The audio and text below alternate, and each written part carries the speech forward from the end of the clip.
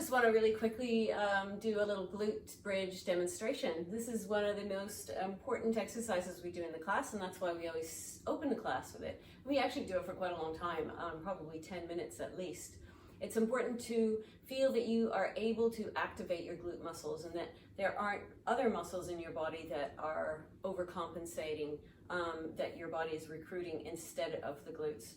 So that mind-body connection is really important, that you're able to think about, how am I using my body? Where am I feeling it? And if you're not feeling it in the glutes, let's say you're doing the bridges and you start to feel your quads, maybe your lower back, your hamstrings, or even your shoulders or your traps up here. That's an indication that your positioning or the way you're thinking about it, the way you're moving, needs a little bit of tweaking, a little bit of work. So the position is super important to start with, of course. Let's start with that. So we want the feet to be parallel to each other and then just about hip width apart.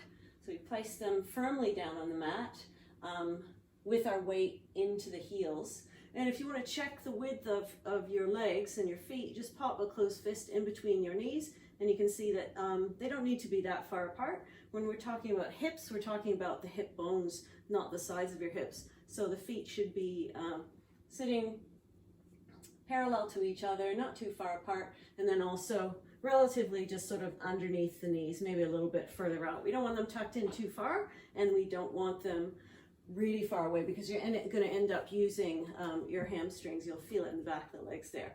So make sure that your feet are in the good position, that you roll your shoulders back down, that you can feel your shoulder blades are firmly on the mat.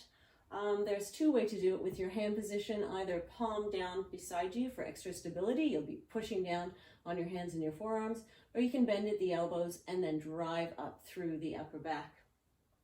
The other thing which is really important in terms of positioning is your pelvic tilt. We want to have a slight posterior pelvic tilt, which means if we start out here and say, for me, I have a natural hollow in the bottom of my back here, I'm going to tilt my pelvis up so that that space disappears. I've got a little bit of a pelvic tilt, and that's going to strengthen my lower back. I'm going to start out with my elbows bent. I take a deep inhale, and then on my exhale, I'm going to drive those hips up to the ceiling without losing that pelvic tilt. So I'm not moving the pelvis. I'm not creating a big dip in my lower back. I'm moving that as one unit, and I'm thinking about using the glutes. So when I get to the top, I'm going to give that a really good squeeze. If I'm shaking, I know that I'm doing it right. I'm really activating that muscle. Push the knees over the toes and push the heels down into the mat as you drive your hips forward. Don't be too worried about getting them really, really high. You don't want to push past the point where you have the flexibility in your hips. And then lower back down without letting your butt touch the mat. And then an exhale up again. As you exhale, you can also engage through the abs, pulling that tummy button in towards your spine. And towards the end of the 10 minutes, you're going to be feeling that burn. If you're not feeling it, stop, readjust, have a look at your position, have a think about how you're using your body, and then start again. If you're really feeling like your legs are cramping, always stop and have a little stretch, and then start up again.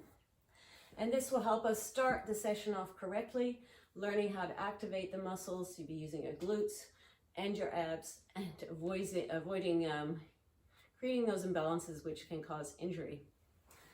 Okay, that's it for now. I'll see you next time.